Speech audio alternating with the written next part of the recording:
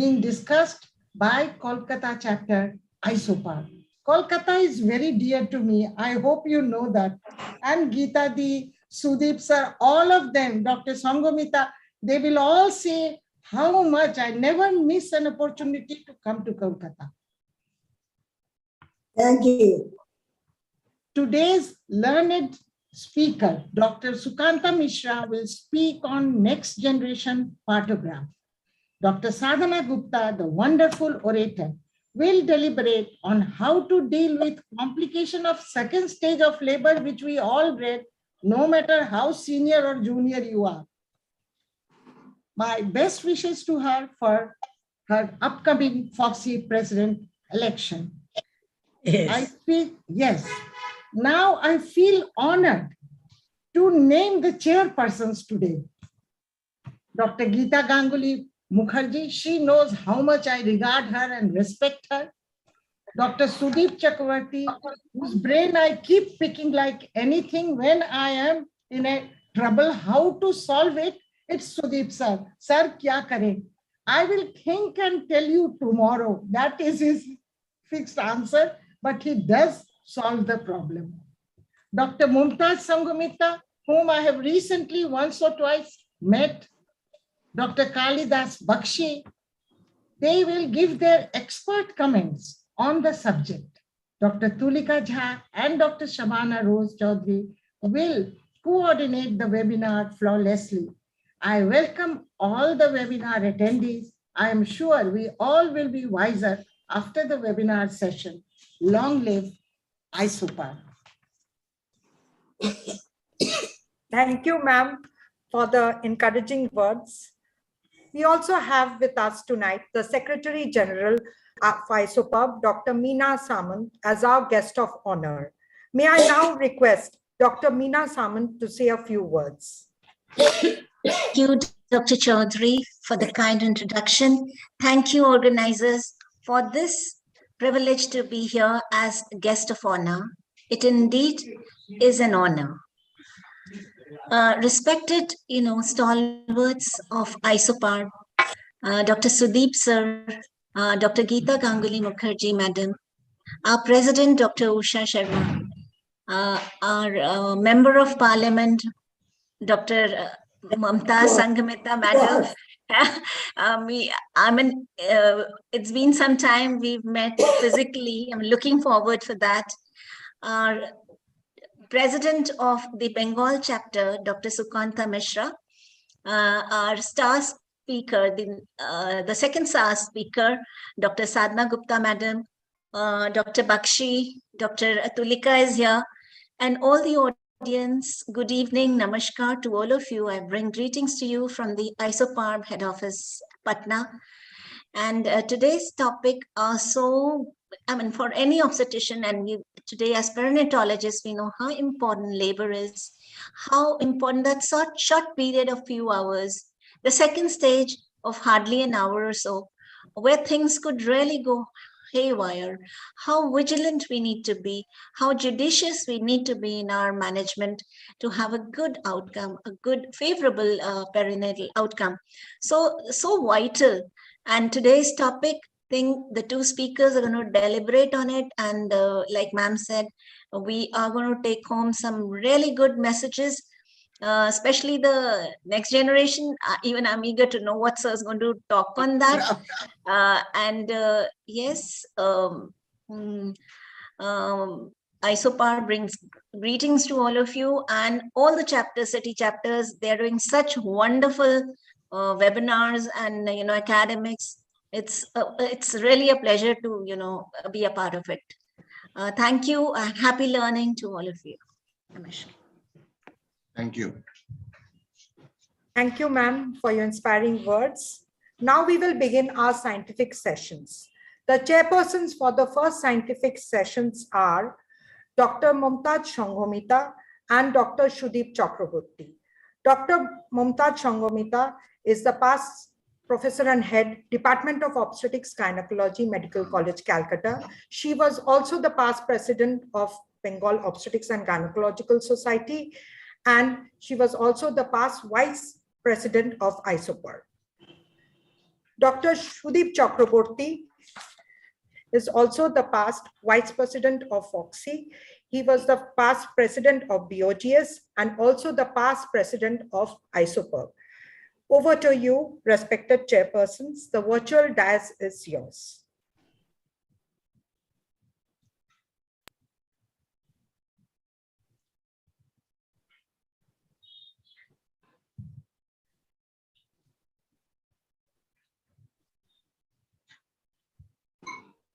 Hello.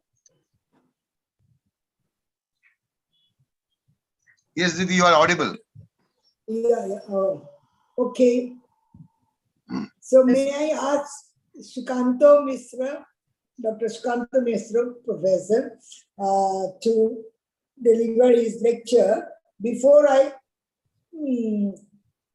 like to, though he doesn't need any introduction, and such a stature of him, person with a stature, but still there's formalities that he is the professor and head of the Vivekananda Institute of Medical Science, Ramakrishna Mission Seva Pratishthan, president of Obstetric and Gynecological Society from the 15th and to 16, and founder president, Bengal chapter of the Society of Vaginal Surgeons of India, president, Kolkata Society of Indian Society of Veterinology and Reproductive Biology, member, Penal and Ethical Committee, MCI West Bengal chapter, member, PhD Committee of West Bengal University of Health Sciences, peer reviewer, Journal of Obstetrics and Gynecology, editor, Vivekananda Institute of Medical Sciences Journal, and member of governing body of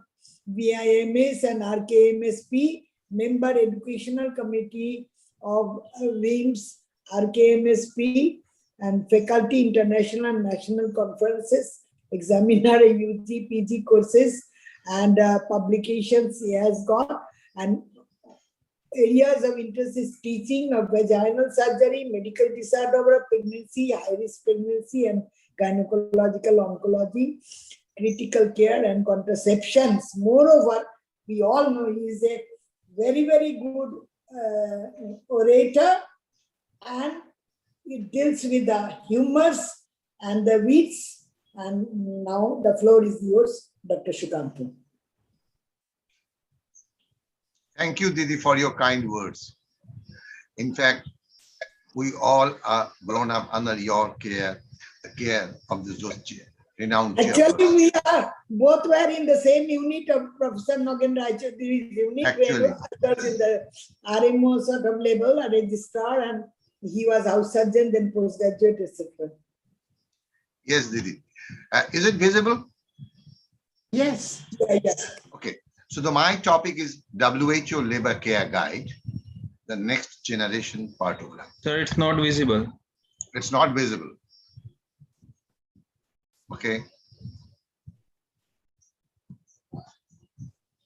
Is it visible now? Yes, sir. Yes, slides are visible. Okay. Yeah. So my topic is WHO Labor Care Guide, the next generation part of life. Now, if we look into the magnitude of the problem, we'll be surprised to know that more than 1/3 of the maternal deaths, half of stillbirths, and a quarter of neonatal deaths result from the complications that occur during labor and childbirth. And it's interesting to note that majority of these deaths occur in low-resource countries and are largely preventable through timely interventions. As a result, if we need to prevent those deaths, the most impactful strategy logically will be to improve the quality of care in the form of monitoring the labor and childbirth, early identification and treatment of the complications that occur during labor and delivery, and that care has to be given around the time of birth as against antenatal and postnatal care. Now, WHO in 2018 has published a set of recommendations. I would say new recommendations, 26 such, over and above 30 existing recommendations for positive childbirth experience. and these recommendations are for intrapartum care. Now, these recommendations include basically the new definitions of the duration of the first and second stage of labor, and also they provide the guidance to timely intervention and when to intervene and how to intervene, all these things.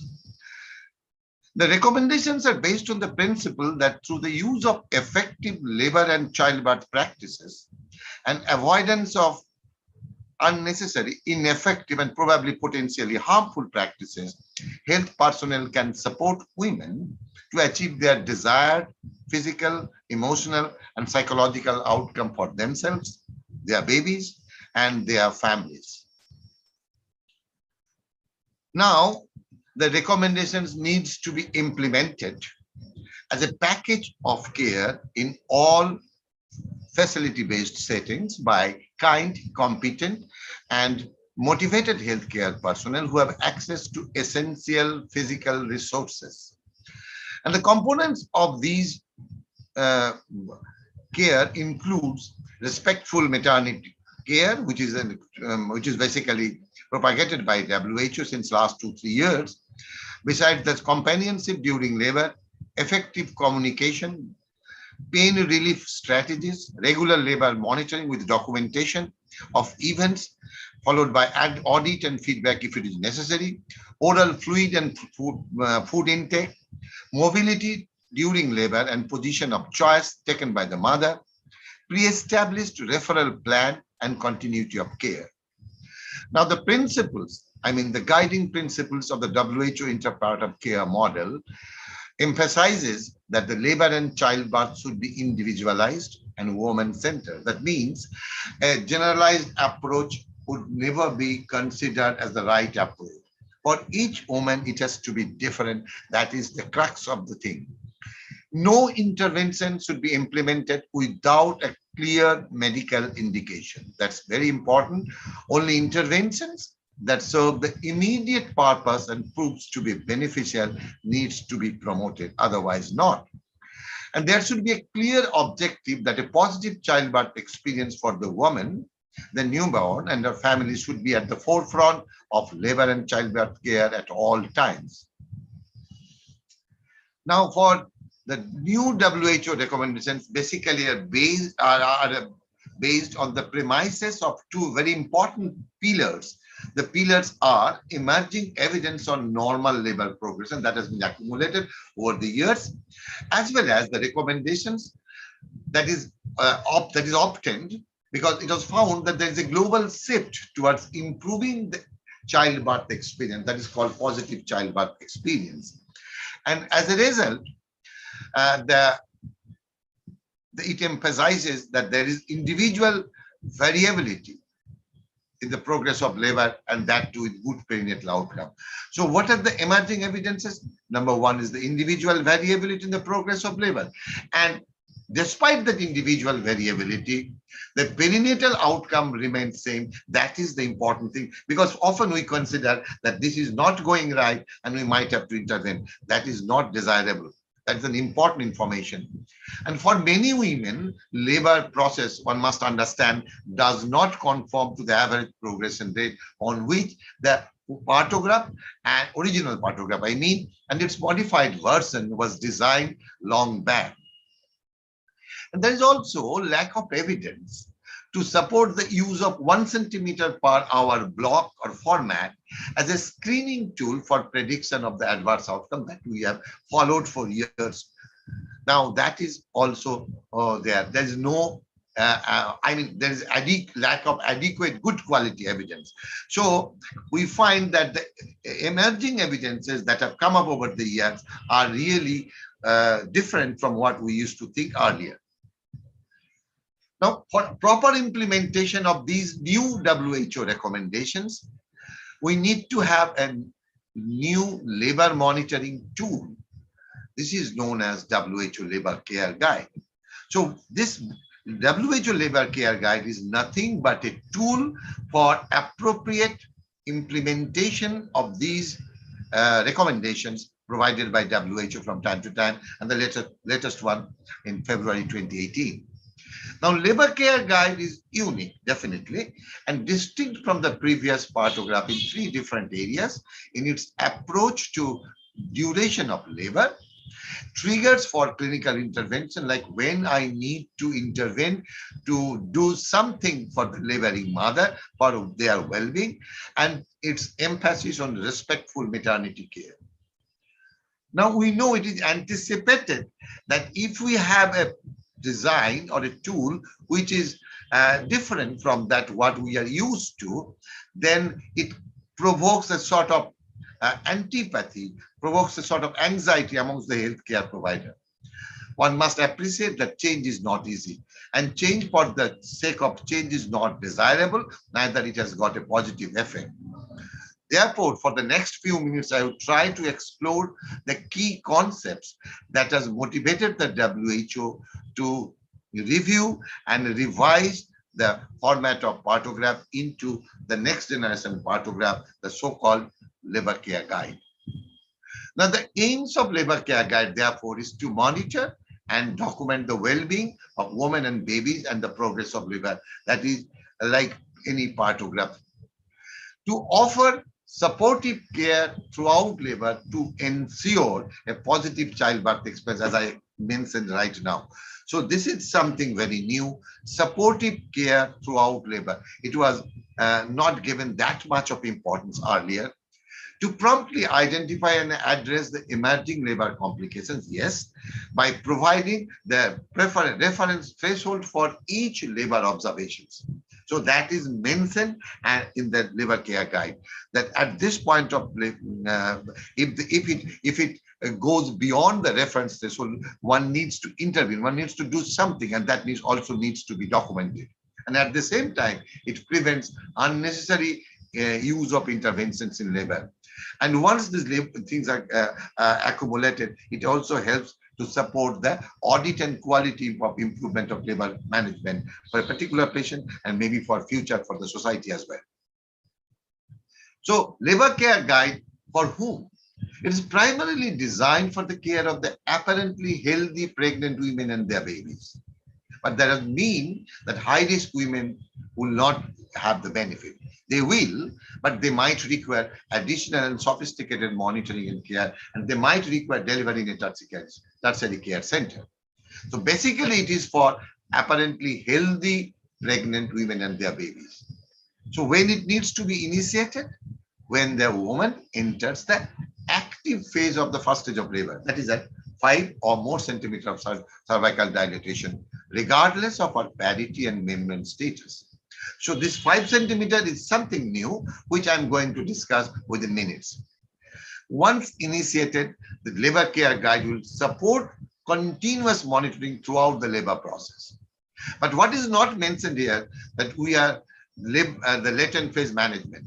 Although labor care guide is not initiated in the latent phase, the ladies in labor are monitored and receive the appropriate labor care and support even during latent phase. That one must appreciate.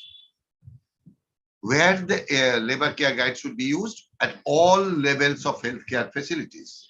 Although the plan of action will vary depending on the level of care, where this care is being offered. Like in some of the centers at the lower level, lower tiers, hospitals or setups, the labor care guide probably would help to identify certain potential complications at a very early stage. And it therefore helps for early referral when it is required. So this is the structure of a labor care guide. It has got 7 sections.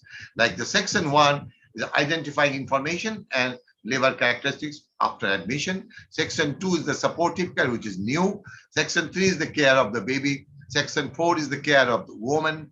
Section 5 is the progress of labor. Section 6, medication. And Section 7 is shared decision making. Now, once the patient is admitted to the labor ward, it should record observations for all sections. One should initiate. And following successive assessments throughout the labor process, the remainder of the chart needs to be filled in. Then LCG, the difference with the previous partograph is that it has also the second stage of labor component. I am sure that it will be dealt with in details, the complications of second stage by my next speaker, Dr. Sadhana Gupta ji. And this is the difference, that in labor care guide, second stage of labor was also taken into consideration along with the first stage, and it was not there in the previous partographic format. For all observations, there are two things. One, the horizontal time axis and the vertical reference value axis. For each section, what we are going to do is mentioned over here. This is not needed now. Now, if you look at the time axis, this is the row.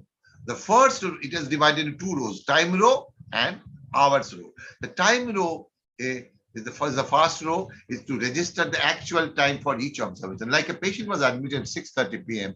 So we'll write it over there. And it is divided into two columns, the hour column and the minutes column. And each column again, like this column represent 1 hour. If we go into the hour, second row, this is the hours row, it identifies the number of hours that have elapsed during the course of labor. You see, up to 12 hours was given. So from active phase of, it is expected that the labor would be completed by 12 hours. It's expected. But if it crosses beyond that, we would have to take the second page of the labor care guide form. The time should be recorded as a 12 or 24-hour format as per the local practice guideline. So that is important. And once the patient goes into the second stage, the monitoring starts from there. This is for 3 hours. Now coming to the reference column, it's the vertical column. I have divided into 3 components. This is the first component, second component, third component. It was originally the vertical one in the labor care guide. It is not possible to introduce it in a single slide, and then it would not be difficult. It would have been difficult for everyone to understand what is there. But this is the first one, second one, third one. From above downwards, we can place it. So the alert column represents the thresholds for abnormal labor observation. Basically, it is the early warning signals. So if you look at this alert column, the companion, like in the supportive care companion, is anything for normal. Posture, supine position, SP, blood pressure, baseline fetal heart rate, deceleration, amniotic fluid, fetal position, CAPU, molding, everything is what there. So this is basically the early warning signals. And the reference value should be adapted in accordance with the local guidelines with slight modification maybe. And however, the most important thing is that it should not replace the expert clinical judgment of the care provider. Once you find that there is abnormality, one should encircle that finding with a red color, and at that point of time, it is understood that the lady would require further assessment and action on that particular point. So if labor observations do not meet any of the criteria, then of course, we know that the labor progression is normal and no medical intervention is warranted, and we continue the monitoring the labor. Now, how frequently it should be assessed? It is more or less similar to that in the previous partographic design. The frequency in the labor care guide is largely based on WHO guidance. So it was provided by WHO long back in the partographic formula, and that is being followed over here. But for some variables, it is based on expert consensus rather than any high quality evidence. And that is one of the maybe slightest flaw in this. Healthcare personnel should adapt the monitoring of frequency in accordance with the local guidance. As always, the local guidance has to be given the due importance. And for each particular case, it may be a little different. And the frequency will vary depending on the results of labor observation on a particular patient and the status of the woman and the baby during the course of management. This is how frequently you should monitor it. Now, if you look into the little bit of history of partography, when we were postgraduates, we had to read these 2 papers published by Philpott, and both the papers were published in British Journal of Obstetrics Gynae. At that point of time, it was known as British Journal of Obstetrics Gynae of British Commonwealth. The name was different. And these papers, the main theme was that he designed a chart for monitoring the progress of labor. The cervical dilatation and descent of the part and known as cervicograph. This chart was designed actually to provide a referral criteria for midwives, those who used to work in the peripheral clinics of Rhodesia, now called Zimbabwe, of the women in labor who needed to be referred to a central hospital, the Harare hospital at Zimbabwe. And after referring these patients, it was found that the outcome has improved a lot, and in fact significantly. And then with incorporation of few other factors, a partograph was designed. It was globally accepted and adopted, and so much so that WHO has recommended these as a routine tool for displaying progress of labor. But unfortunately, despite its global acceptance for a labor monitoring tool, the utilization and correct complication rates are really very dismal, only 31% and 3% respectively. Now let us see the evolution of partograph. This is the first generation partograph found in the later part, last decade of the last century, around 1994. You see the shape of this. Now came the 2000, the modified version of the WHO partograph. There's a little bit of difference. I think you can notice that. And then in 2020 came the labor care guide. So it is actually a type of partograph you can call next generation partograph. So what are the differences? I'll come into that. Now coming to latent phase of first stage of labor. Now this defining latent phase is anybody's job. Basically, it is a retrospective diagnosis. We really do not know when it is initiated and what could be the duration of the latent phase. Now, if you remember the 1994 partograph, there was a latent phase component, and the latent phase was designated for 8 hours. Now, if you plot the latent phase a little early, then of course it becomes a potential source of unnecessary intervention in that lady. So you look at this 8 hours, and if you start plotting it early, 8 hours will elapse, and then you consider that it is a case of prolonged latent phase and you need to do something and some unnecessary intervention and the complications related to it. So this is, once it is appreciated, this is avoided in the modified version of partograph. And not only that, WHO labor care guide has also accepted this, and they have avoided or omitted this latent phase in their model of labor care guide. Coming to active phase of labor, I think you all can identify this S-sepate, sigmoid sepate curve, the Friedman's curve. It has got a latent phase component and the active phase of component. And this angle of inflection was considered that the labor is basically biphasic. Prior to this, it is slower in nature, and after this, it is rapid in nature. And as if the labor starts, the active labor starts over here. And this is the concept provided by Friedman. And accordingly, this concept was extrapolated in the formation of the partograph, that the active phase starts at 3 to 4 centimeters. And that is the concept was taught by our seniors, our teachers as well. Now, Friedman himself identified this point of inflection indeed varies from one moment to another. So that is the basic thing. And when labor care guide was utilized, from 3 centimeter to maybe modified for partograms came to 4 centimeter, now it has become 5 centimeter more. So basically we consider the labor care, in the labor care guide, that the active phase starts from 5 centimeter onwards.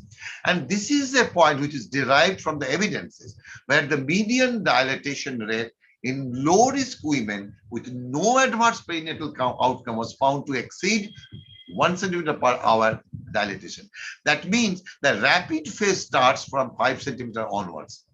And if you accept this, this will definitely reduce the premature designation of the active phase of labor, and naturally unnecessary intervention and potential complications related to it. So that is the new concept. Now active phase of labor starts from 5 centimeter onwards, at least, maybe a little later as well. Now, what is the normal labor progression? When it is the modified partograph, the 2000. So if you look at this, the partograph uses a line drawn at 1 centimeter per hour from the initial first cervical assessment. There are two lines. The first line is the alert line. Okay, so you start from there at 1 centimeter per hour, the 10 centimeter will reach over there. Now, another line was drawn, which is known as the axle line, actually 2 to 4 hours, actually more often 4 hours, parallel to the alert line.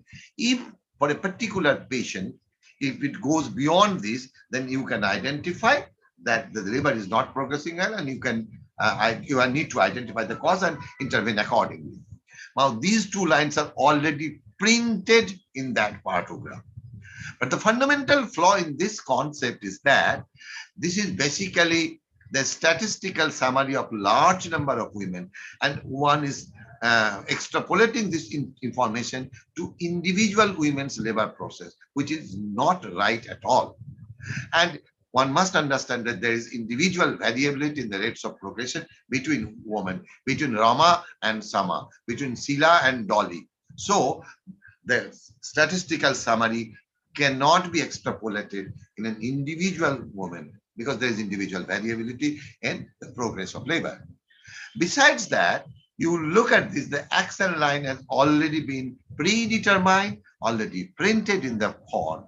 It does not account for the non-linear progression of individual women's labor. Like, say, for example, if a labor is progressing rapidly, then all of a sudden the labor is arrested. So it will take more than 4 hours to identify that the labor is not progressing. And in contrast, if the labor is progressing slowly and then starts rapid dilatation, it will unnecessarily draw the attention and one might consider intervention. So it is progressing slowly. So the limits of normal labor progression, if you look at this, there is, what are the changes in the labor care guide? There are no action line, no alert line. So the absence of diagonal labor progress limit is the most striking difference between the LCG and the partogram. Now we understand the labor progress process is basically dynamic and not static as we used to think earlier. And this time limit is based on evidence. And for each centimeter of cervical dilatation, it is different. Like the rate of cervical dilatation at 4 centimeter is not same when the rate of when the patient is 5 centimeter cervical dilatation, when the patient is 6 centimeter cervical dilatation. So it is different. So this time limit, how we have derived it? Derived from the 95th percentiles of labor duration at different centimeter levels in women who had normal perinatal outcomes. And it was found that alert value for the first stage, if you consider at 5 centimeter, the dilatation might take 6 hours or more. At 6 centimeter, 5 hours or more. At 7 centimeter, 3 hours or more. At 8 centimeter, 2.5 hours or more. And at 9 centimeter, 2 hours or more. So, for example, if a lady has progressed rapidly up to 9 centimeter, and then the progress is rather slowed down, still we can say that she might have 2 hours time from 9 centimeter to dilatation to 10 centimeter dilatation. So there is no point to intervene. It's not expected. So this progression is non-linear progression, and this is normal, provided all other parameters of woman and the baby are within normal limits. Similarly, the alert value for the second stage is for nulliparous women 3 hours. And if you look at this, the second stage component has got 3 hours duration, and in multiparous it is 2 hours or more. So this is an explicit requirement. Whatever you find, that you need to write it and you need to document the response when these parameters are exceeded. Yes, we need to do something. Yes, now we find that the parameters are exceeded. So you need what you have done, that you need to record. That is also important. That was not given that due importance in the previous part of the design. Coming to the second stage of labor, this is one of the crucial period of time. I think Dr. Gupta will be discussing this in details. But considering the intensified uterine contractions and the maternal expulsive efforts, the fetus is really in danger. So we need to be more vigilant during this period of time. And for that, considering the importance of second stage, it was also incorporated in the labor care guideline. There are two other things. One is supportive intrapartum care. That is something unique and that has given a due importance over here in this liver care guide. Supportive intrapartum care, I mean, this is designed to emphasize the importance of dimension of childbirth. It's not only the patient came in labor, had pain, then delivered vaginally, or they developed some complication and had cesarean section, delivered a baby. It's the experience, the positive childbirth experience. The mother should feel it. So the dimension of childbirth has increased to a large extent, and that needs to be given. That the experience should be provided. It's the duty of the healthcare provider, and it includes the supportive companionship throughout the labor process. Now, it was given at one point of time. O'Driscoll, if I remember correctly, in 1972 from Dublin, National Maternity Hospital has published Active Management of Labor, and here he has emphasized the importance of companionship. Now, again, we find in Labor Care Guide the companionship has gained importance to have at least the positive childbirth experience. So this is something, is a very neglected practice. The patients are crying in pain. So one must consider adequate analgesia during the labor process. The patient must be given at least oral fluid, if not food, when they are in latent phase, and from time to time as and when it is required. And the posture, the patient should be allowed to move around in the labor room and things like that. They should not be confined to a particular bed, which may not be desirable, and these practices are often not given due importance and often neglected. So the supportive care basically improves the overall dimension of childbirth experience. Similarly, the shared decision making, there's the last component of the liver care guide, last section, I would say. It aims to facilitate the continuous communication with the woman and her companion and the consistent assessment of the things and the plans agreed. WHO recommends effective communication between healthcare provider and the woman in labor, including the use of simple and culturally accepted language. The clear explanation of the procedures and their purpose would always be provided to each of them, and the findings of the physical examination also should be explained to the lady and her companion, and the subsequent course of action that is decided by the shared decision making. In this last section of the liver care guide, there are two different parts. One is the assessment part, and that has to be written over here, and the plan part. It should be like this. For each hour, it should be written like this. Like over here, it is written offer companionship, because the lady started without any companion. If the lady doesn't have any family member, then the hospital have the facility to provide some companion, offer relaxation technique, and continue routine monitoring. All these things are written. Here it is written the assessment, the normal progress. Here it is written assessment, pain relief required. Now, what sort of pain you have provided, that one needs to write. So that is how the form needs to be filled in. So what has not changed from partograph? The things which were retained, the partograph from the partographic design, was the graphical representation of the progress of labor in terms of cervical dilatation and descent of the presenting part against the time. So that still is there. You see, it was there in the progress of labor. You see, it was there in the progress of labor. You see, it was there in the progress of labor. So the graphical representation of the progress of labor, it remained over there. And there are two other things. One is the well-being of the woman and baby. That those were the primary concerns in all the three designs. But regarding uterine contractions, previously we used to consider three parameters of uterine contraction: duration, frequency, and intensity. Now it is well accepted that it is actually very difficult to quantify the uterine contractions by digital palpation. So it's not possible. So that was omitted. In fact, the result of uterine contraction would be expected in cervical dilation. That's a better parameter to assess the uterine contraction. So that is not considered in liver care guide. So what has changed?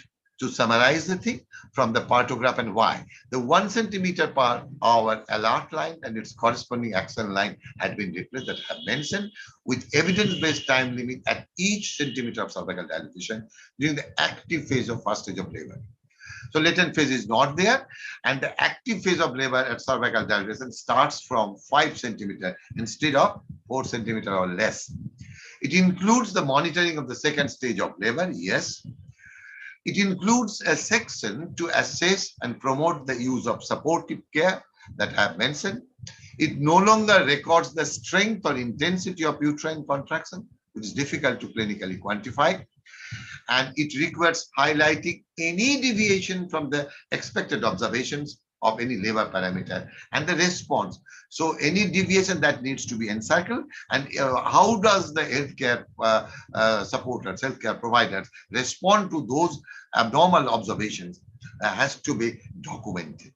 So these are the changes from the previous partograph design. So this is basically the same. So how to use this LCG? I always say ARCP. ARCP means the assess the well-being of the woman and her baby and the progress of labor. Those three are the important things. Then record the document labor observation. That is of paramount importance. Record it. Then check the reference threshold. This observation needs to be cross-checked with the vertical column where it was given what is the abnormal threshold, and then you decide something after discussing with the patient and their companion and write the plan accordingly. And that is how it should be decided.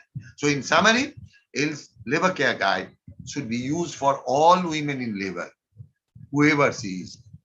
And it should be designed for all level of healthcare facilities, irrespective of it, primary care, secondary care, tertiary care. Should be initiated once the woman enters the active phase of labor, say 5 centimeter or more. Should be intended as a guide and not a substitute for good clinical judgment. This is again one I would like to highlight, because once we find a piece of paper known as labor care guide, if we need to follow the typographical things and we tend to ignore the clinical judgment by the seniors, then we might make a mistake. So that one must appreciate, and adequate balanced mixture of both probably would give the best outcome. It encourages the healthcare personnel to think critically what happened and to avoid unnecessary interventions and to act according to the warning signs that has been recorded. It also helps to document the shared decisions taken by the healthcare provider after discussing it with the woman in labor and her companion and maybe the family members also. The decision to intervene in the course of labor is primarily based on the observation of a deviation from from the expected observation. The labor care guide is much more than a technical tool. It's not just the assess, record, check the reference values and plan. It's something more than that. It gives us a lot of information and probably would help us to more audit and maybe some changes in future. So it serves as a contemporaneous monitoring and response tool. What is happening, we are writing it, we are documenting it, we are planning it, rather than just a labor record that might be completed in retrospect. So that is important. And this labor care guide is the next generation partograph that we need to follow. All the WHO, all the countries following the WHO guideline will come up definitely with this guideline, this labor care guide. So forget about the partograph. This labor care guide is the next generation partograph. Thank you very much.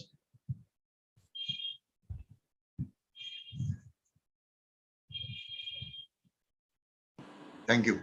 Can we come back to the meeting again? Yes. Let us come back to the meeting again. Correct. Sukanto, I quite enjoyed listening to you. As a matter of fact, in my old age, I'm getting a better listener now. But I have one grouse. I have one grouse. You spoke for too long. Sorry. Anyway, there are two things I must mention. One is, whenever people talk about labor care and partogram. I remember the past president of Isoparb, Dr. Alok Devdas. Yes. He, Yes, Sudipta, thank you. yeah, he was always speaking on the same topic. Paperless partograph. Correct. And a lot of other things, meaning his partography went for more than a decade. And I used to go to Jamshedpur and I used to listen to it every time. Some newer concepts have crept into the labor care nowadays. I will just mention some offbeat concepts. Number one is the Ultrasound. mental well-being and companionship for the laboring patient is extremely important, which is now realized. Number two, the irrelevance of the latent phase is now realized. We used to calculate the latent phase included and then said that the labor is too long. Now, the other thing which has come into it is basically the concept of shared decision making.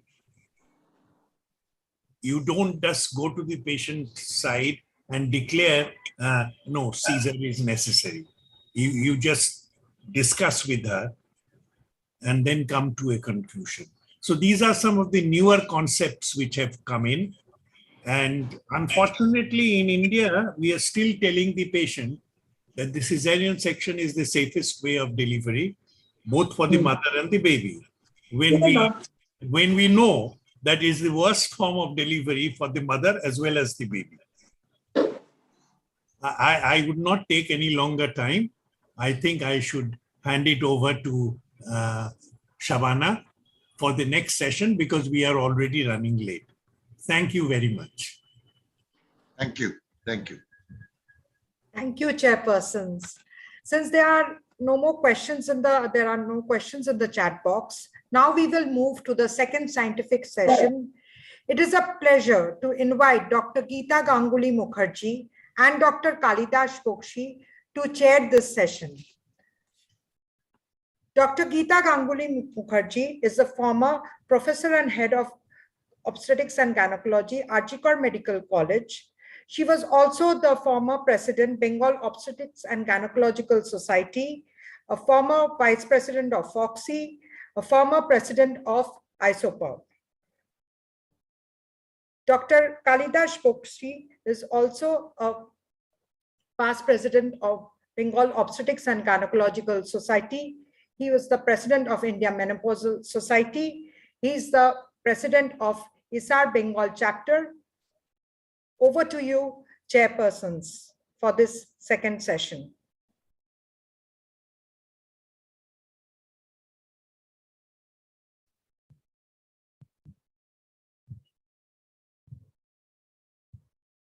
Madam, you're not audible.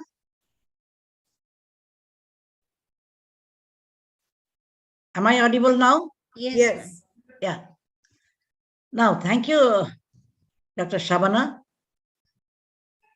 Now, our orator, not the speaker in this session, is Dr. Sadhana Gupta. I know her for many, many years.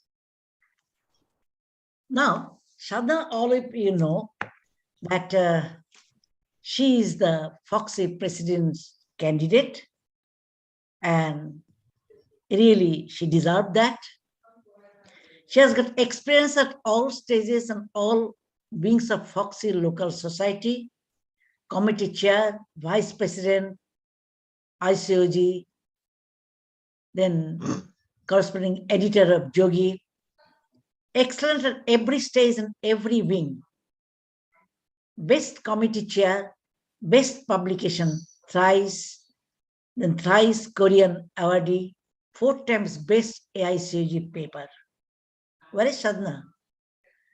International impact representation of FOXI in SAFOG and all crucial WHO meeting.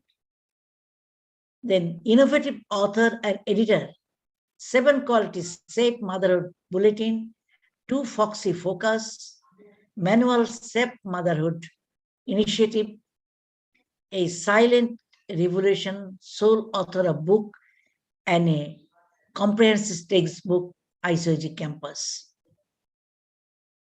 She has got a National Health Priority Adolescents Congress in 2002, Maternal Mortality Conference in 2007, Northern Juvo Foxy 2010, Saving Mothers 2016 and 2019. Then prevention of stillbirth in 2021. She has got exemplary social work in community, rural health, maternal mortality, and women empowerment. Padma Bhushan Kamalabai Hospital Award and R.N. Malhotra Award, Dr. Durusha Award, Dr. Shailaja Pandit Award.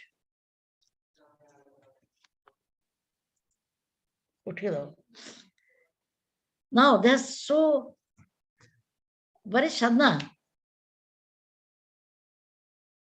Shadna, I cannot see. Oh, really? You have done so many things, including the conference last time, I think, in your, it was a hybrid conference. Huh? Gorakhpur. It is a hybrid conference. So good. Everybody praised the conference. Though I couldn't go, I was online, but I knew it was very good, Shadna.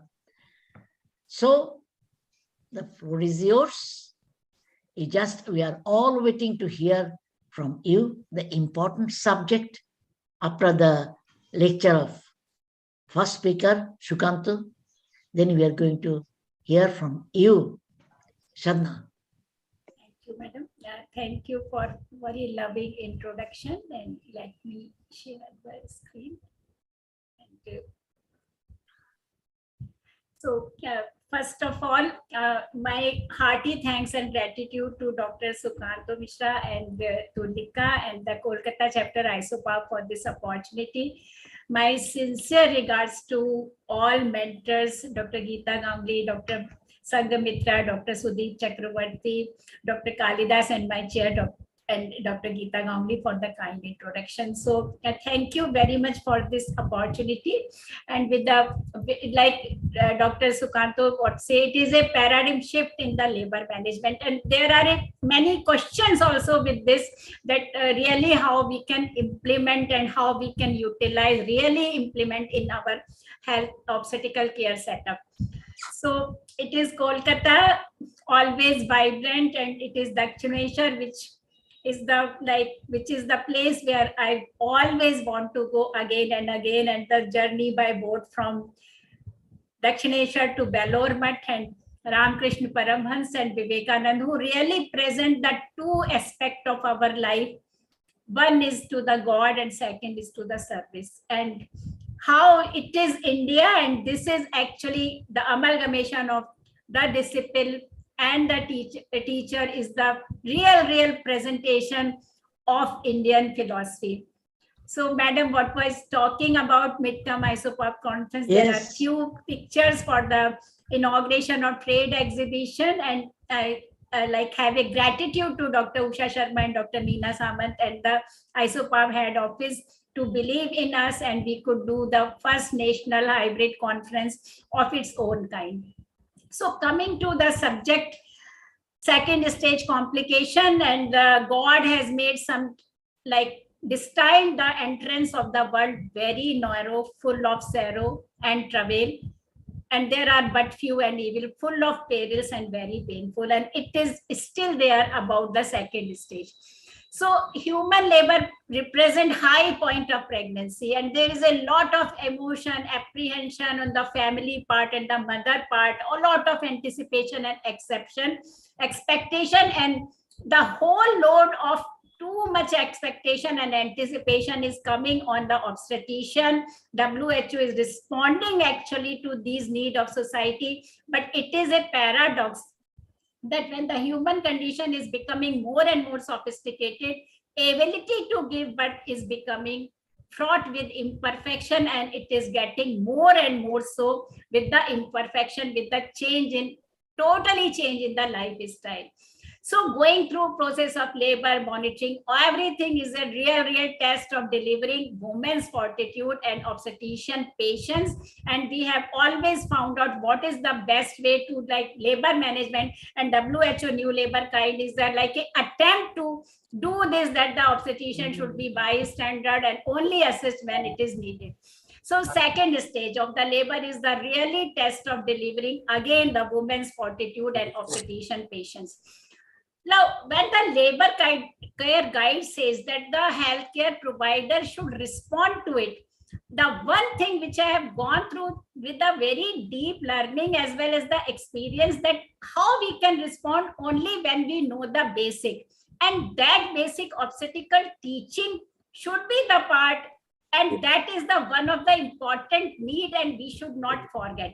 So it is from complete cervical dilatation to end with the delivery, and there is a like a flexible and the resilient time, which is like mean is 50 minutes for nullipara, 20 minutes for multipara, but we have the variation what Dr. Sukanto has said, WHO is putting, and we must know that we have the two phase, pelvic or perineal, and we can say it is passive and the active phase, and the pelvic phase when full dilatation of cervix to the involuntary expulsive contraction, that is bearing down, and perineal phase from the bearing to delivery of the baby. And these two differentiation also have the different implication on the fetus regarding hypoxia. So this is the old one, and this is what he say, and the second stage has been given respect by the WHO labor guide. Now, I will say few things to whosoever is joined with us, that actually we have to need the how we can say it is normal, it is abnormal, because we must know that how we recognize. So recognition of second stage, when we are having a like 6 or 7 people, how we know that this patient might be in second stage? It is suddenly show bearing down effort, pressure on rectum. Typically assume a more active role mother takes, and she pushes down and stretching of perineal body, and anus become turgid and head emerges and anus gapes, exposing 1 to 2 inches of anterior rectal wall. So these are the few photographs for my own book, vaginal delivery books, and we have to recognize like it is one nurse or one junior resident is taking care of 6 or 7 laboring women, and this knowledge will have to be very like we should imbibe this thing, how to recognize that the woman is in second stage. Mother can be non-cooperative, they can be vocal, and they may demand, and we have to keep our calm and quiet in the second stage management. Now, before complication, we say what is normal and abnormal, and WHO labor care guide has given a big question mark, that actually what we considered it was abnormal, and now the WHO says that it is normal. And this is important, that how we differentiate, and it is no way suddenly the normal things become abnormal very quickly, and as an obstetrician we must be aware of this. So it is 1 hour, 2 hour, and the WHO has extended the like duration, but I will say that we have to like take care of again the individualization, and we can have, if the fetus and mother is fine, we can have the substantial leeway that it can be high. So it was the like a conventional thing with epidural and without epidural, and it is now the duration of second stage 3 + 1 hour for epidural for primigravida, and 2 + 1 for multigravida. But I will say that there has been a question mark from all over the world. It is not a difference opinion.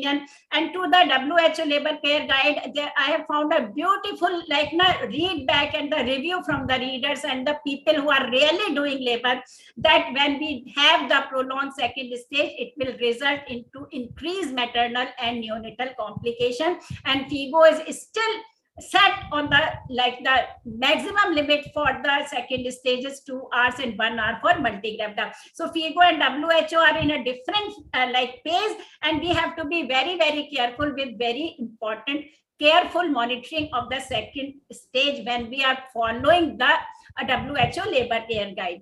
The second thing which I want to say, that in pelvic phase, the fetus is not that hypoxic, but in perineal phase, there is a compensation, there is a reduced uteroplacental perfusion, and when the patient start bearing down, that time should be noted, because if it is a prolonged perineal phase, then we can have the more chances of hypoxic baby. So timing is very, very important, and we have to be sometime patient and sometime we have to quickly intervene, as we will just follow.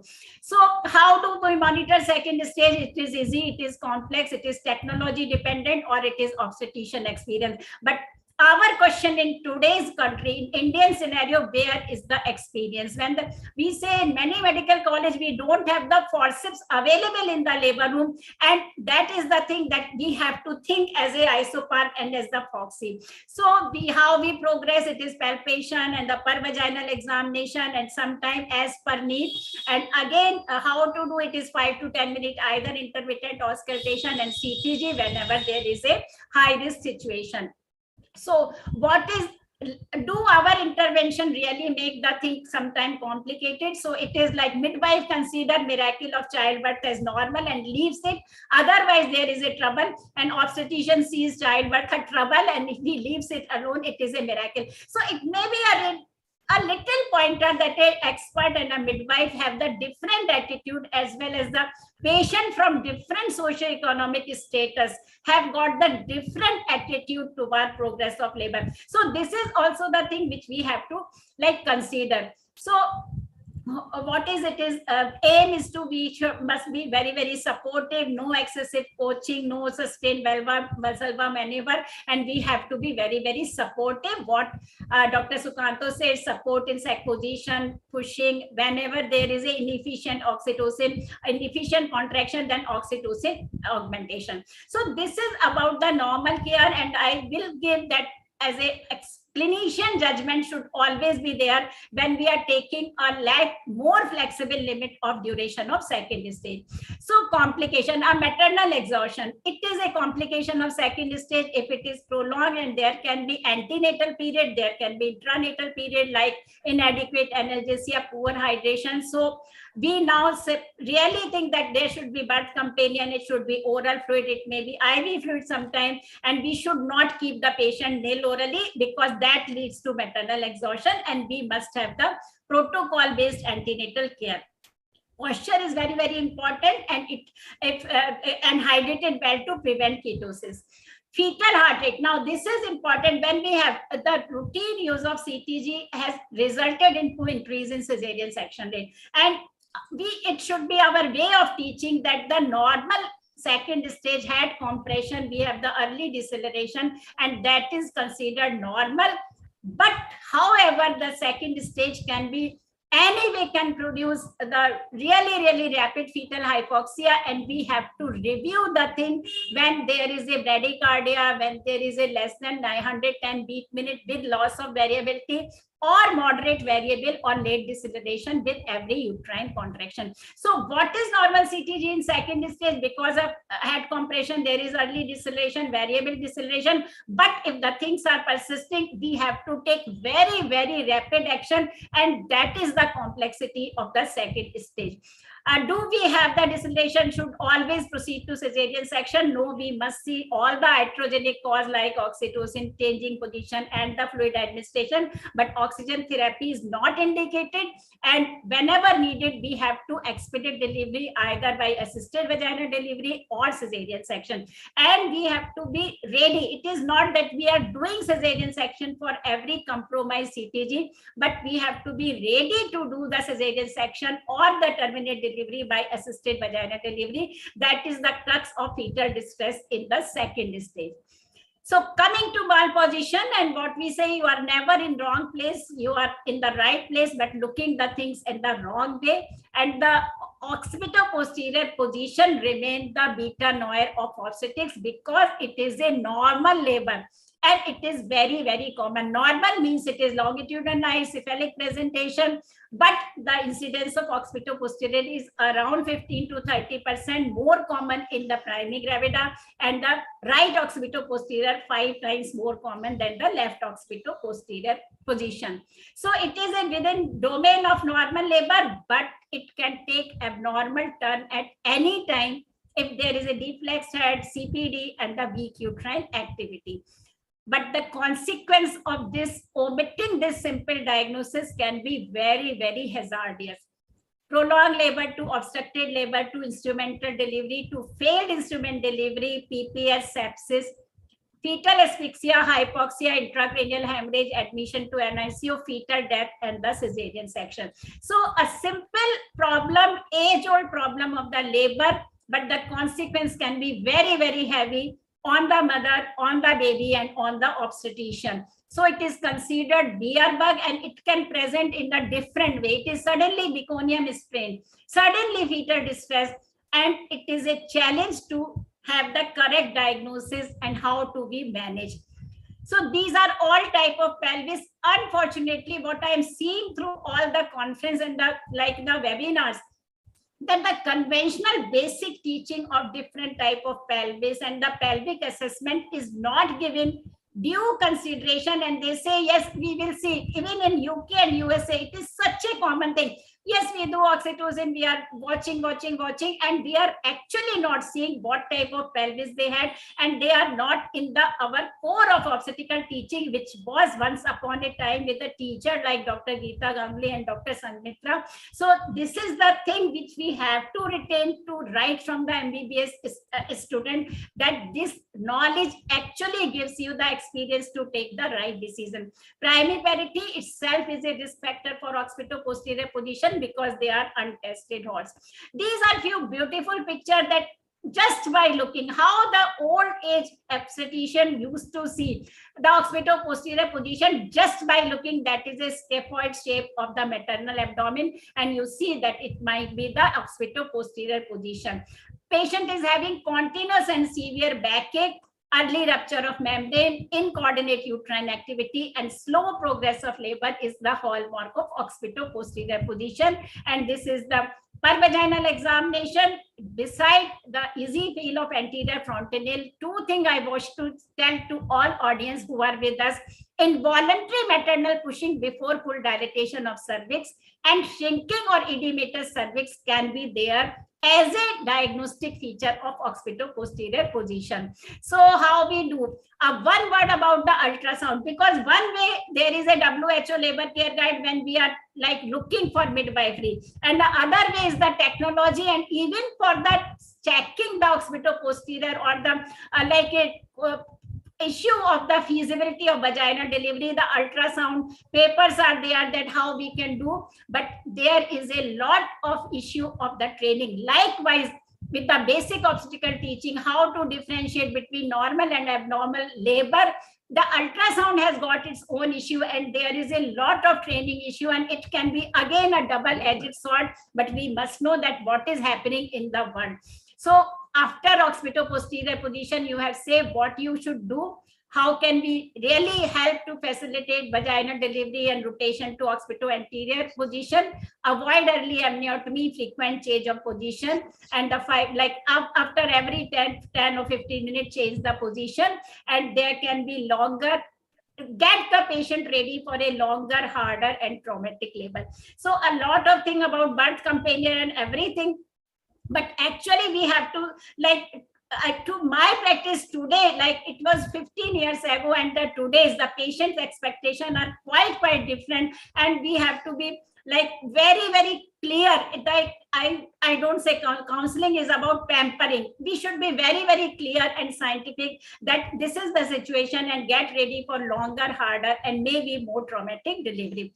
So we all know it can result into the normal delivery, it can result into face to pubes delivery, but it can have arrest, even high in pelvis, CPD, mid pelvis, and the arrest at outlet as the obstructed labor. And these are few pictures. We know deep transverse arrest, it can be persistent occipito-posterior position, and it can be right oblique posterior position. Why this diagnosis is missed and we are having the ultrasound technology, can we really help? Because we have a big caput, we are not able to feel the frontal end. We are not able to feel how much descent is there, because there is a big caput and we say that fetus is on +3 or +4 station, but actually fetus is in the -1 or the -2 station. So big caput and it makes the diagnosis difficult, and it makes the application of instrument, that is forceps, also very, very difficult. So how to manage this beta noir of obstetrical second stage complication? Assurance, preparation, hydration, minimal PV examination, maybe antibiotic cover, change of maternal position, all the respectful maternity care, and you see whatever there is a maternal or fetal distress and the lack of progress due to CPD, android pelvis, inefficient uterine activity, and the weak or rigid floor. So it is, if it is patient likes to be fatigued, then the sedation and IV fluid. If there is inefficient uterine activity, oxytocin augmentation and crystalloid can help. And the manual rotation. Again, this is a thing I don't know how many of people really know to do, how to do manual rotation, and really they know, they have the courage to do and how to train this. But the issue is that, yes, this is the obstacle art which is losing. But the recent, we have the study, that is the POUT study, which is saying that the manual rotation can, like if we have the 4 attempted manual rotation, it is necessary to save 1 cesarean section. And if we have the unsuccessful rotation, we can have the more cervical laceration. So this is pop-out study on the way. And I think the Friedman like gave that it all from the African country, and India should be there for our own experience, because it is not the time to follow everything, but it is time to speak out for our experience. Phase 2 pubis delivery, different direction, horizontal upward and then downward, and the assisted vaginal delivery. But there are more chances of perineal laceration, vaginal laceration, and 3rd and 4th degree perineal tear with forceps application. So what I have found, the question in the WHO labor care guide, that there is no alert line, there is no action line, and all the decisions are to the whosoever is care providing and what knowledge they are having for all the like technique, for all the observation, and are they ready to have deal with these complications. So this is a question mark.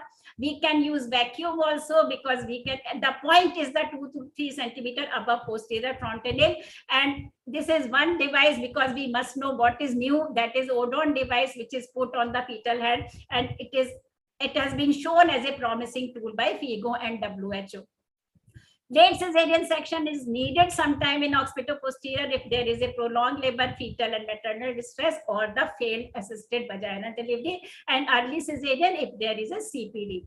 So we are regularly going to encounter occipito-posterior position. The outcome can be normal vaginal delivery to a manifold complication in mother and baby. And again, I will say it is issue of skill of assisted vaginal delivery, which is unfortunately not in India, but in South Asia, it is going on the low. Now coming to second complication, meconium stained amniotic fluid in second stage. And when we find the meconium in second stage, and suddenly everything goes totally turn around. So one point that always review whether it is what was some high risk factor like IUGR, like poor biophysical profile, in presence of thin meconium, staining and reassuring fetal CTG, watchful expectancy is desirable, and we must assure that the neonatologist or expert in neonatal resuscitation team is the must.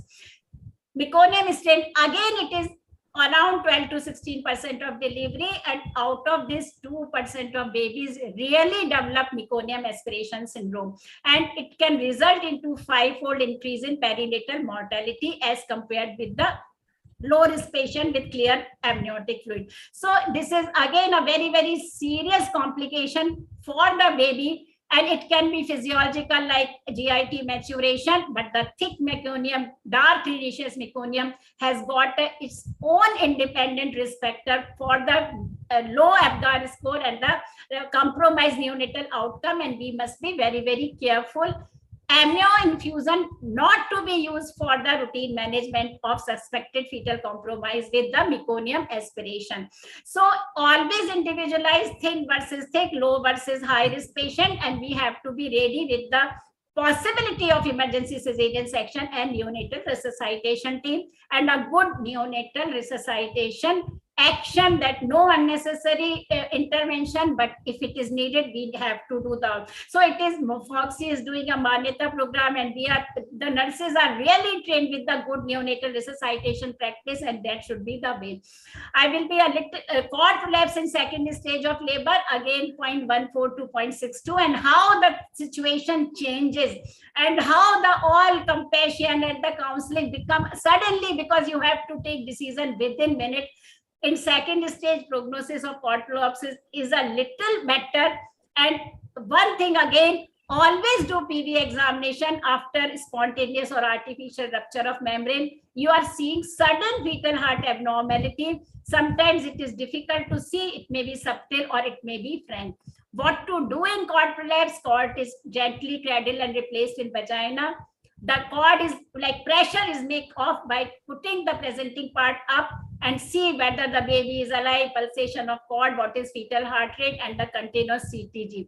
So you can do the filling of bladder, you can do the tocolytics at that time, you can do the knee chest position or the lateral position, and you have to keep the vaginal hand in the presenting part while you are giving uterine incision. That is very, very important. And if you have full the bladder before, because to keeping the pressure off from the cord, then they drain the catheter just before doing the cesarean section. So the thing is very decisive step, speed, and have to be calm in the storm, and that makes the difference between an obstetrician and between what we can say the inexperience. What meconium stain occipito-posterior cord prolapse, what really helps us, that is the assisted vaginal delivery. And this is important, that we have to be very, very cautious. We have to be concerned that why skill of assisted vaginal delivery is going low, extreme low in our country. We don't have the trainer, we don't have the teacher, we don't have the courage, we don't have the will to have the instrumental vaginal delivery, and that is the issue, that we must know the good teaching. Finally, this is the last complication, that is shoulder dystocia. And we say now we don't say because we are doing so liberal cesarean section, but actually it is now much more common. It remains poorly defined, unpredictable, difficult to manage, and potentially devastating medical implication. It is one of the most common cause of litigation in obs-gynae. And how to suspect that this patient can have the shoulder dystocia. Large baby, slow progress of labor from 7 to 10 centimeter dilatation, slow progress in second stage of labor, sometimes precipitate delivery, instrumental delivery, and once the fetal has is delivered, it retracts back against the maternal perineum, or it is becoming like something, baby is off and it is pushing against the maternal perineum.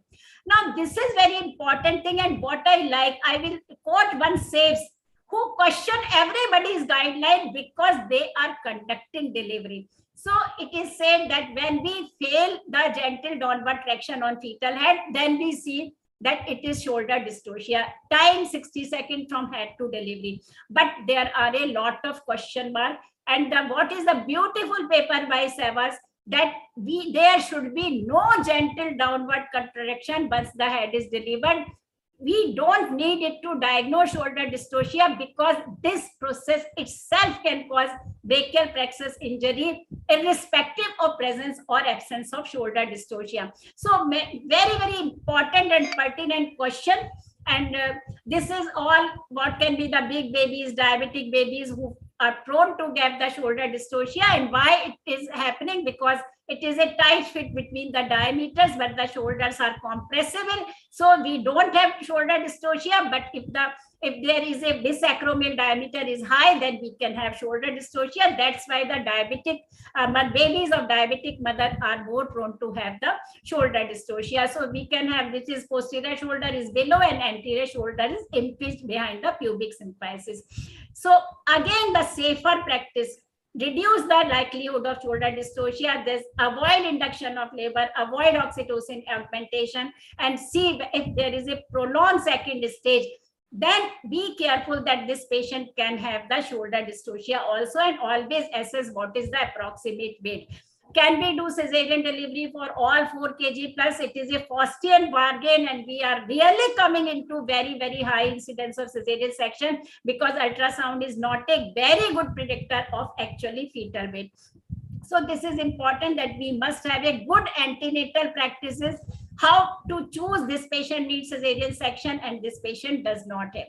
What are the implications? Because it is the one of the most common medical legal implication: brachial plexus injury, fracture of fetal bones, fetal hypoxia, IUFT. But if we deliver the baby within 5 minutes, most of these complications does not happen. Maternal complication due to maneuvers, PPH, laceration, bladder atony, uterus rupture, and sometimes all the flatal and fetal incontinence. So this is the thing that how we should manage. And I will say that 4 things: do not pull hard, do not pull quickly, and do not pull down. And don't pull the gentle downward traction to diagnose the shoulder dystocia. So this is very, very, very important. And what we avoid: pull, push, panic, and the pivot, and be calm, be calm, be calm. Obstetrician is only for the keeping cool and composure. Now, if you have diagnosed shoulder dystocia, we have only 5 minutes to left so that we can save the baby. So we have a lot of maneuver. It is for examination and all things. But actually, when we have all these menomics, we are focused on cramming these menomics and not the actual situation. So help all good person, not random calling neonatologist, anesthetist, nursing staff, one more obstetrician. Episiotomy, I'm not covering. I don't know. There is so much of so much of noise that it is considered an obstetrical violence. But our obstetrician, my all experience all over the country, it should be given when it is to be given. So there is a one again question that it should be the obstetrician prerogative that when he or she thinks that episiotomy should be there. Mac Roberts position, it is the position maternal hip abducted and acutely flexed. By bringing simple thing can be done by patient. Suprapubic pressure, because it adducts the shoulder and reduce the shoulder diameter, but do not use fundal pressure. Keep on the stool. This is very important. Put the whosoever is giving suprapubic pressure be on the stool, and it is important to be above the woman when performing suprapubic pressure. Again, Mac Robert position is fine, but Mac Robert maneuver, that is the pushing the head downwards, is not desirable because it can cause the brachial plexus injury.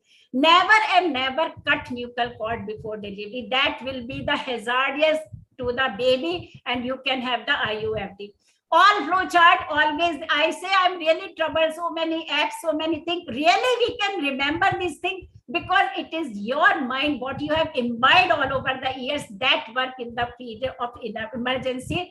And all maneuvers are just on one principle, that posterior shoulder is below the pelvic brim and we rotate posterior to anterior on the basic of the lobset maneuver in the breech. So these are the things that you push the posterior shoulder, you make on the anterior, and there is a sudden anterior shoulder becomes below and you deliver the baby. So body screw, reverse body screw, but we should know the principle, not flow chart, not menomic. What we are doing, that makes us expert obstetrician and a calm sailor who sails through the storm of shoulder dystocia. Then delivery of posterior arm, if you are not able to do, then it is a very, very important maneuver and should become in the really in the previous, like in the better in the earlier phase, and you can reduce either by pressure on antecubital fossa or hanging over the arm. So one should not pull on the head. We can have fracture of humerus, but fracture of humerus heals very well. But the brachial plexus injury don't have that much of prognosis. So we have to do best for the patient. And if it is not possible, you can give the sling or the posterior axillary traction. All four maneuver, that is change of position, Jaskin position, but it is again difficult because if there is epidural anesthesia and second stage, keeping the patient on this position is like can be very, very difficult. So what ASAG T017 says that no maneuver is superior to anyone, but the clinician have to decide what is there and how the situation is. But we have to be, again, don't push, don't pull, don't pivot, and don't panic. Nothing is more important than life itself. We sometimes have to go for the last resort, that is clavicle fracture. Symphysiotomy, again, an important issue that it can really help the situation. But again, there is an issue of technique and the courage. This is very important point I want to say. When the baby is having shoulder dystocia, baby is almost always distressed. But always what we see in distressed baby, clamp and cut immediately.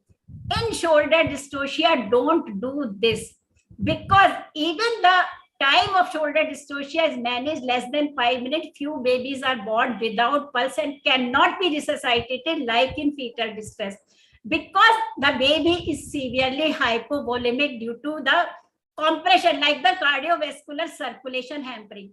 The resuscitator should come to baby instead of baby being taken to resuscitator, and a minute or so should be allowed for fetal blood accumulated in placenta to revert back to circulation to neonate. Very, very important point I wish to convey to all audience, that shoulder dystocia is different. It is not fetal distress, and the resuscitator should come to it. Always document well, because it is a potentially medico-legal issue, and vigilant watch for the PPH and other things. What you have to document: what was position of head at delivery, which shoulder was interior, timing of delivery, what maneuvers you have done, what was newborn weight and Apgar score, any difficult motion of extremity, disposition of newborn, any maternal complication, and cord blood, pH. So when the things are over, whatever you have done, but make sure that you are medico-legally sound in your record, and we need to have these drills for the shoulder dystocia that makes you difficult. So it is a serious emergency. You must know the basics, time, how to do maneuver and what not to do, and do not clamp and cut the cord. Cesarean section, all situation we have to do emergency cesarean section in second stage, and that can be from urgent to emergency category. These are considered the immediate threat to life of woman or fetus, and it is always a difficult thing. It is itself a topic, but we have to be clear. Hand is low, keep the incision high. Take that fetus baby with all the issue like how to break the vacuum or Patwardhan, or by the breech extraction. Always look for the friable and edematous lower uterine segment, that it is sutured well, and active management of third stage of labor and antibiotic coverage. It is again fetal pillow, and why I'm putting, because it is our own Indian Dr. Rajiv Verma innovation. It is a soft silicone ball, which is balloon, which is inserted below the fetus, because now you know the patients are not tough, the fetus is also not tough. So this is the balloon actually, which is actually elevate the fetal head. So the world is changing and everybody is becoming delicate, and so the more and more pressure on the obstetrician. So from recognition of second stage to completion, second stage of labor puts challenging scenario. Complication of second stage can be potentially life-threatening to fetus as well as mother. And what we really know that is knowledge, skill, and drill. Or whatever paper, like partogram was not at all accepted by whole of the world. So Alokda come with the paperless partogram. And now the WHO is putting so many pressure, and there are like how we do. But it is our skill, our drills, our expertise that makes us confident. And even in the case of complication, we have to keep our labor room ready. Invest in labor room. This is my saying. Invest in labor room, CTG machine, cardiac monitors, all instrument. We should be proud of our labor room as our endoscopic theater or IVF lab. This we owe to our women. It is women empowerment. It is not the railing or saying some slogan is not women empowerment. Good equipped labor room is women empowerment, and we have to have patience as well as the full courage to deal with the complication very, very rapidly. So one's first step in wisdom, we question everything, and last wisdom is to come to terms with everything. It is acceptance. Thank you for joining the journey, this 30 years journey in many, many associations. And I seek your full-hearted support for my candidature for Foxy President. And I seek your blessing for this coming tenure. Thank you very much. Now, thank you, Shadna. Very nice lecture.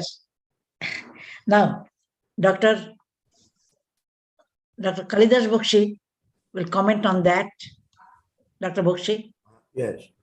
Dr. Gupta, it's a very interesting and recapitulating in our earlier days where we learned from the master that the masterly inactivity is the most important to come through the normal level.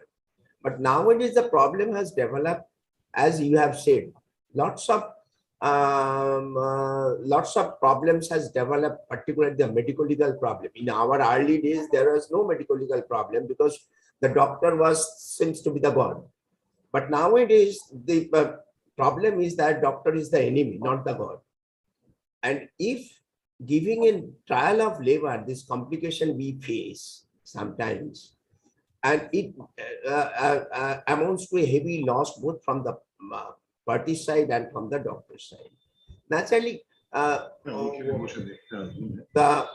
problem is the cesarean section rate is increasing. We are all very afraid of the rise of the cesarean section, but truly speaking, how many of us teach the youngers all the maneuvers you have said, you have described, and majority of the faculties also do not know how to do those maneuvers which you have said. So let it be very frank that there must be some midway between it, and I think one should be careful in applying your all these ideas, our ideas in a practical point of view. And after all, the doctor's duty is to give a healthy baby to every patient. So considering that, the complications of second stage cannot be said before. And the only assessment and the judgment is very important. This assessment and judgment requires experience, requires skills. So that is, I think, is lacking nowadays because everybody is very busy with something else and some other activities. Patients are also, number is increased, and the demand is also increased from the party's point of view. So there are lots of problems. It is very easy to recapitulate our old days, but so far as practical application is concerned, it's really very headache to our consultant. Yes, that is my comment. You are actually very, very correct. And what we say, I'm sometimes really troubled with all the positive experience. And right from antenatal period, people are Googling. It is a real concern that the people are not understanding with all these things which that the labor is always unpredictable. Yes. And what we say, that like in the UK, like I have had a few worst experience with the UK, though they can manage, don't give episiotomy, but the worst year they have. And they will say from the patient that you want what vaginal delivery or cesarean delivery. Now we are having the major degree CPD or something, then what to ask from the patient? So actually, what is Dr. Kalidas, your concern was so genuine because it is the same concern what we are having. Everybody should know that labor is unpredictable and we are trying our best, and sometimes we have to take decision. And like too much expectation from positive, and I will say again a little bit to look up like everybody that the obstetrician also should have the positive experience of our task would have been very easier if there is no medical legal problems. Our task becomes very difficult due to this medical legal implications and their involvement in our profession, particularly so far as obstetricians is concerned. This out of the medical legal fear, everybody is very, very alarmed and in their toes. Naturally, this we have to consider. The drills and assisted, but like we Yes. used to apply so many forceps. What a Yes. wonderful instrument it is. But It today actually, it is, hmm, we are Anyway, it really, is. it has become a villain now.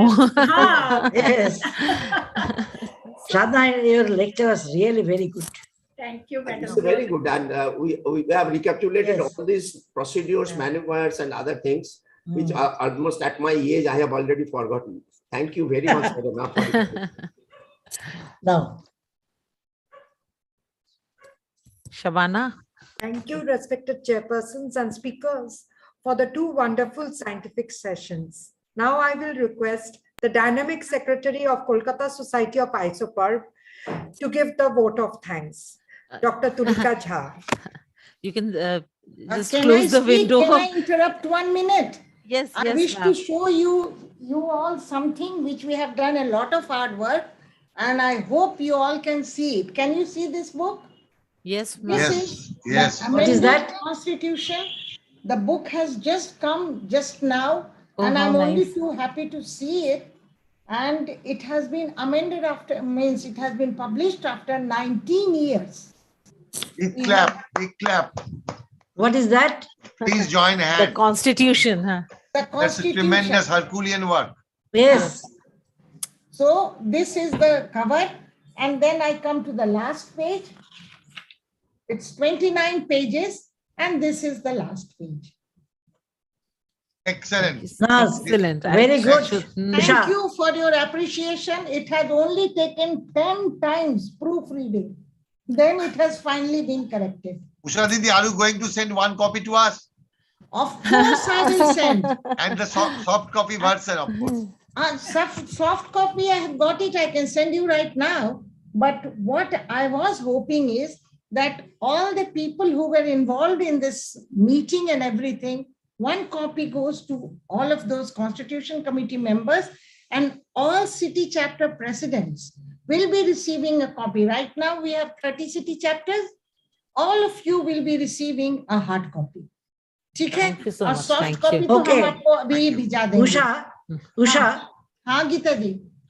one thing that our COVID has learned us how to do webinar.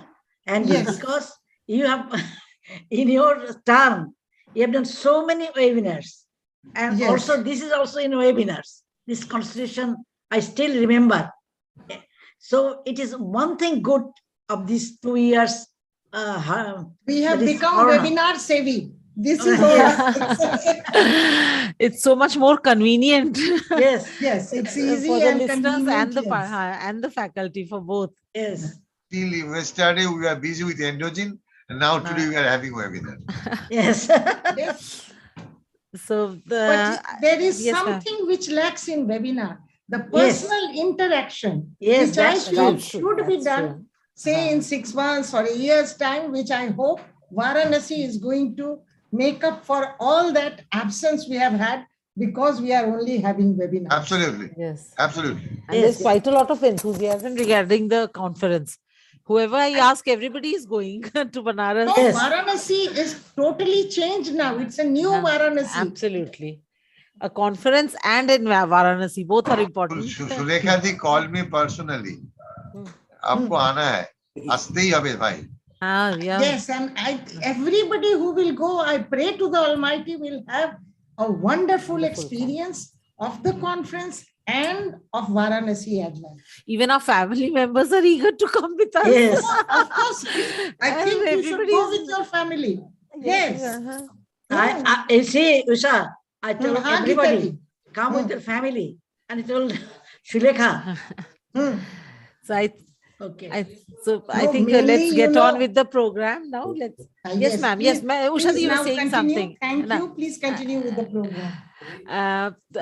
It's my honor to propose the official vote of thanks for this wonderful program, and especially on a subject which is not often discussed but needs to be, because we discuss problems in the antenatal period, we discuss infertility, we discuss endoscopy, oncology, but problems in labor, partograph, these subjects are not very often discussed. And so thank you, Dr. Sadhana, for proposing this subject. And I will start my vote of thanks with the seniors present in the program, the 4 chairpersons, Dr. Geeta Ganguly Mukherjee, Dr. Kalidas Bokshi, Dr. Sudeep Chakraborty, and Dr. Mumtaz Shangomita for taking time out and being here with us and giving such valuable inputs for the program. Thank you very much, all of you. I would like to thank Dr. Usha Sharma, Dr. Meena Samant, the National President and the Secretary General of Isoparb to take time out of their schedules and being here, and also for all the hard work you're doing throughout the year. We are having such academic feasts, and I know webinar lacks the physical touch, but Yes, but- because of the webinar, we can tune into all the programs, and we can hear all the important lectures also. Thank you, madam, and especially for the new amended constitution also. So thank you very much. Next, I would like to thank Dr. Sadhna Gupta for your wonderful lecture, for being here, for partnering with us for this program. And it was very, we really, revised everything important. And second stage of labor, especially because I am in such a hospital in a medical college, I need to practice all this at present. So thank you very much, Dr. Sadhna Gupta, and we wish you all the best for the forthcoming elections, and especially for the President Foxy presidency. And thank you for being here today. Professor Shukanto Mishra, thank you very much. We enjoyed your lecture a lot. It was, I know many people in the audience who wanted to hear, because it's a new topic. It was an eye-opener for many of us. So thank you so much for this. Next, I would like to thank Shabana. Shabana, you coordinated the program and moderated the program very well. Thank you so much for that. I thank Vashisht and Corona Remedies for being our academic partner and also for all the technical help. And lastly, but not the least, the audience. At last count, I think there are more than 200 in the audience on a Monday evening. That's really great. Thank you for being with us. Before saying good night, I wanted to share one information. Just now I received the soft copy of the Constitution from Ushadi. Oh, wow. Usha Just now I received. Thank you, Usha Dr. Didi. Usha and Dr. Meena, You are doing welcome. such great work. I think, I have so many things to take care. I try and do things the moment I get a request for. Yeah. Good. Fantastic. Fantastic. Thank you. I thought it must be shared in the meeting. Thank you very much.